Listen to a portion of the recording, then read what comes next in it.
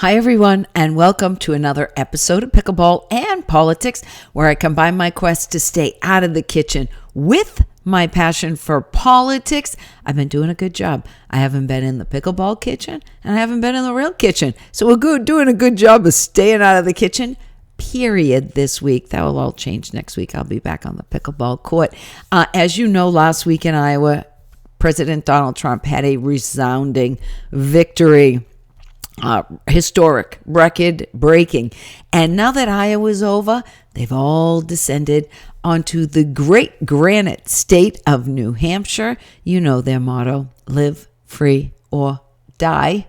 And so I had the opportunity to go see Governor DeSantis this week, and I want to talk about that real quick after I talk about the latest polls. From Suffolk University, here at a Boston school, they have Trump at 50%, Haley at 34%, DeSantis at 5%. Boy, has he fallen.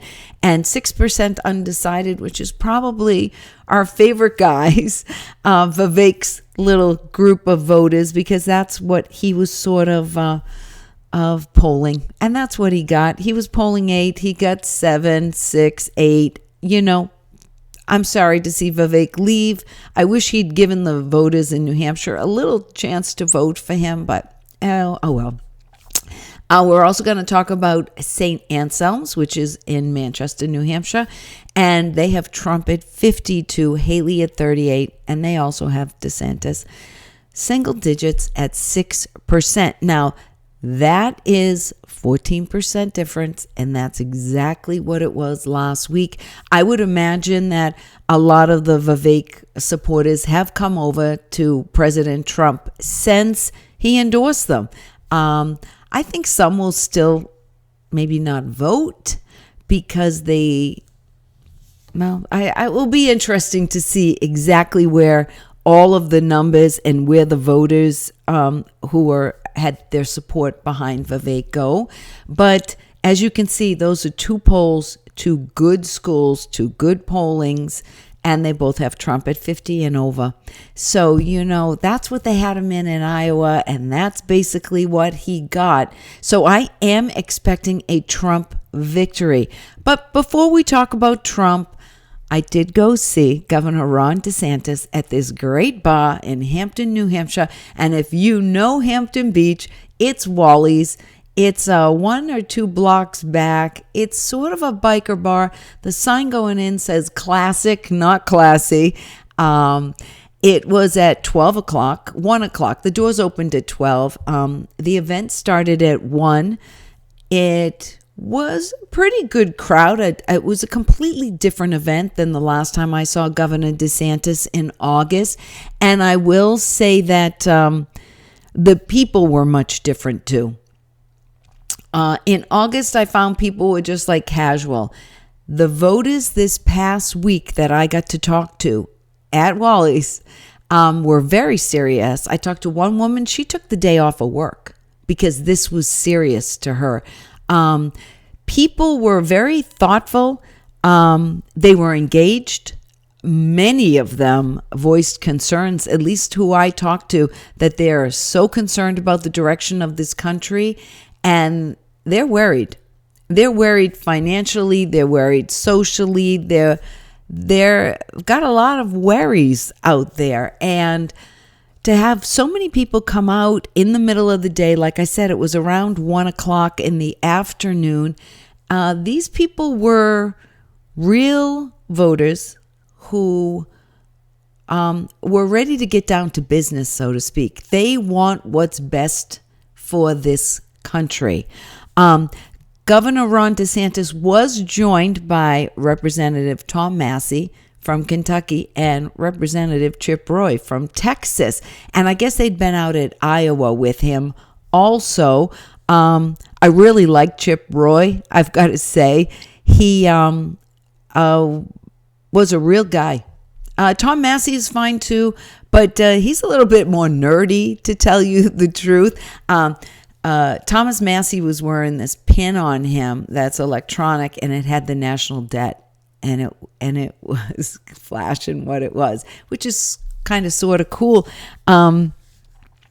like I said, the whole vibe was different. We were in a biker bar. People were much more engaged. The amount of media was off the chart. I would say there were many more cameras than there were voters, which was unfortunate. And maybe one of the most interesting things is Wally's has a regular crowd that comes in at lunch. And it's a fairly big bar. Pool tables everywhere. They have bands there a lot of nights. And there was a distinct smell of alcohol even at 12:30. The event started at 1. I got there about 12:30, meandered in. A lot of locals at the bar. And you know what?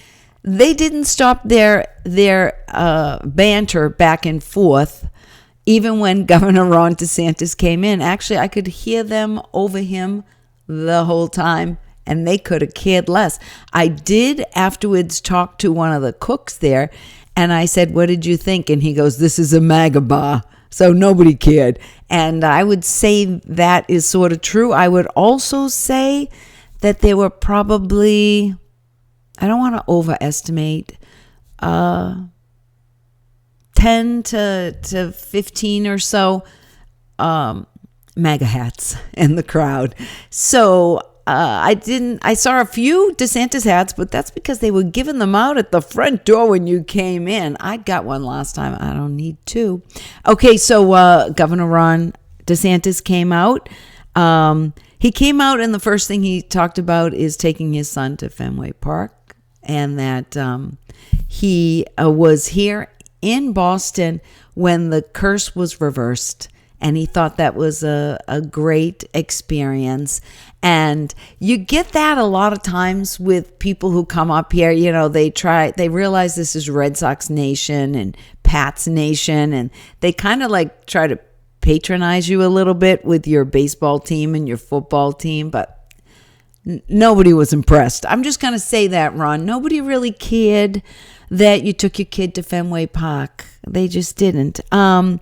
He did talk about the fact that Governor Nikki Haley was no longer taking questions from the audience ever since she had that Civil War debacle a couple of weeks ago. They also talked about the World Economic Forum going on at Davos right now and about their need for a central bank, a digital currency. He talked about he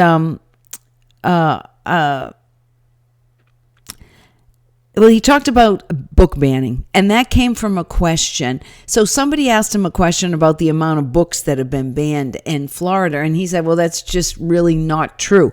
What's been banned? He said, they said that we've banned To Kill a Mockingbird. He said it's false. It's just a lie. And that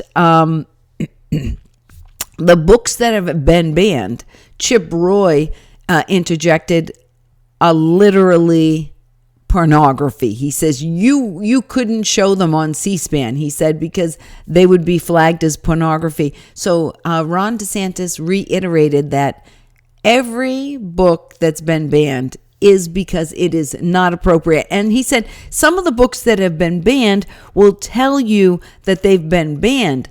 And he said in the elementary school, and they can be now in the middle school. So they don't qualify those bannings.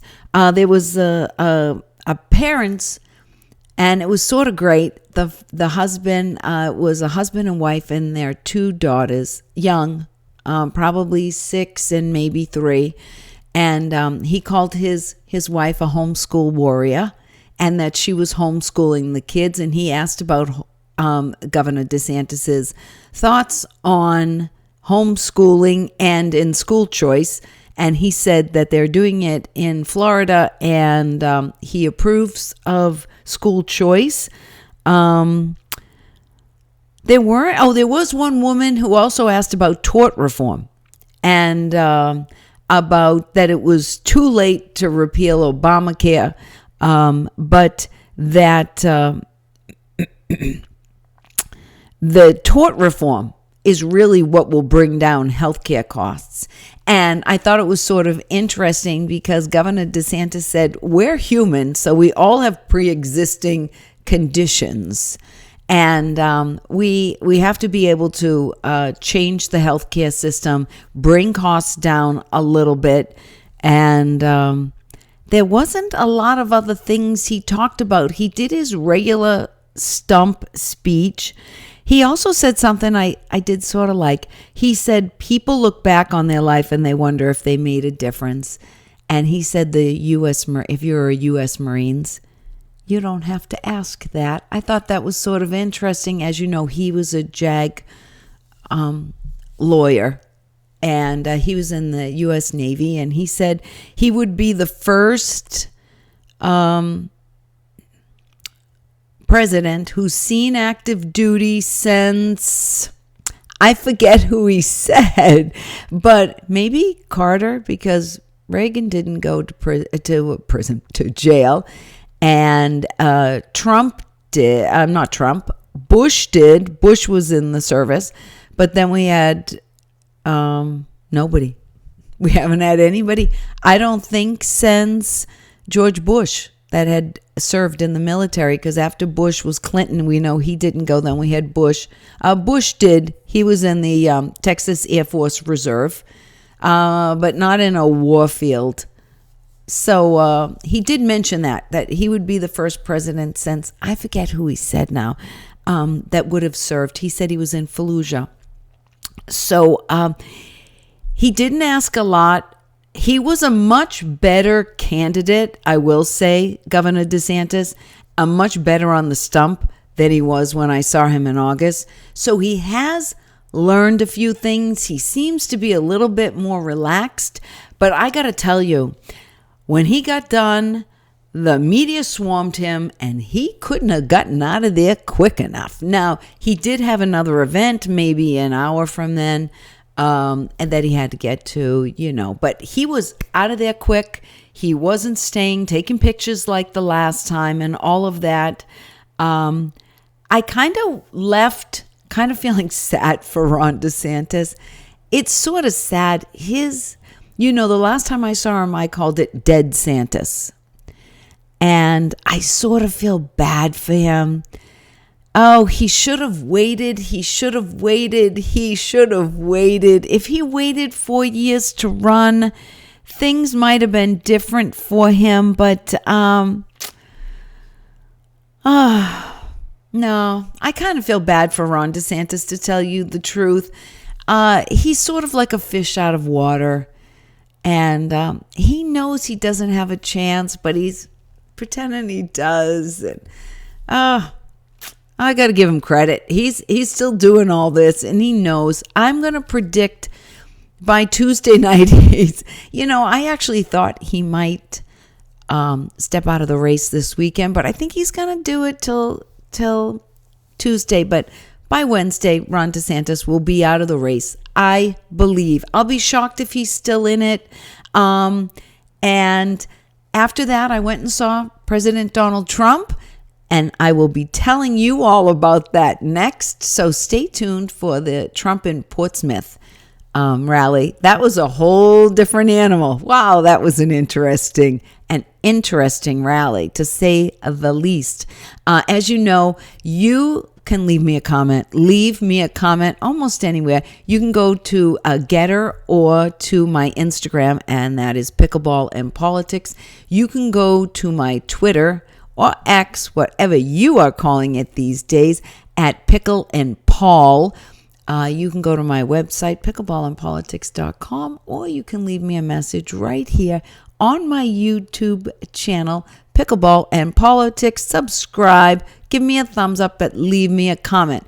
I love your comments, and as you know, I answer you back.